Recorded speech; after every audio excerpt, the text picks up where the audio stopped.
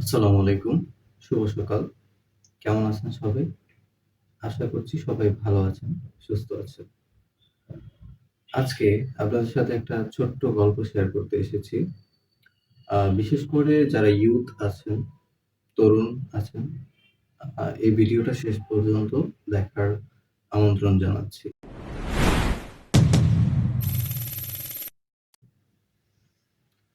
তো গল্পর শুরুটা এখান থেকে। আ গতদিন আমি কোথাও থেকে বাসে করে আসতেছিলাম বাসার দিকে। তখন জগন্নাথ বিশ্ববিদ্যালয়ের এক ভাইয়ের সাথে আমার দেখা হয়। তো আ অনেকক্ষণ কথা বলার পরে উনি আমাকে বলেন যে, কোন একটা কথার প্রেক্ষিতে উনি আমাকে বলেন যে, উনি মাত্র ২ ঈদে গ্রামে যান। মানে ঈদ ছাড়া উনি কখনো গ্রামে যান না। বিষয়টা এমন না যে পড়াশোনার প্রেশারের কারণে বা উনি অনেক কাজ করেন, উনি যাওয়ার সময় পান না। বিষয়টা হচ্ছে উনি যখনই গ্রামে যায়, গ্রামের চাচাতো, ফুফাতো, মামাতো, খালাতো যে প্রতিবেশীরা আছে তারা তাকে প্রশ্ন করে যে, "তুমি জগন্নাথ বিশ্ববিদ্যালয়ে অনার্স শেষ করে মাস্টার্স করতেছো। এখনো তুমি জব করো না" বা এরকম একটা কথা বলে।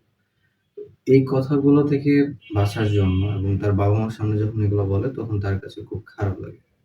যার কারণে সে গ্রামে যায় না।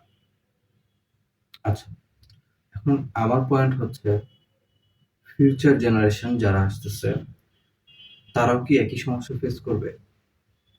তারাও কি মেন্টালি এই ট্রমার মধ্যে দিয়ে যাবে?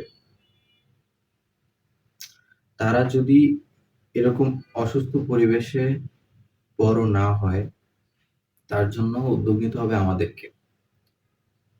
এই ২০২৬ সালে আমরা যারা তরুণ-তরুণী আছি, ২০৪৬ সালে গিয়ে আমরা যখন বাবা-মা পর্যায়ে যাব, আমরা যখন কারো খালু, কারো মামা, কারো চাচা হব, তখন আমাদের দায়িত্বটা ওইখানে পালন করতে হবে।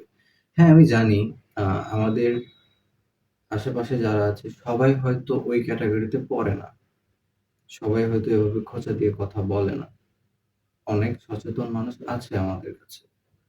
কিন্তু তার পরিমাণ যদি এমন হয় যে ১০ জনে ৩ জন, আমরা এখন যারা ইউথ আছি ২০৪৬ সালে গিয়ে আমরা সেই পরিমাণটাকে করব ১০ জনে ৭ জন।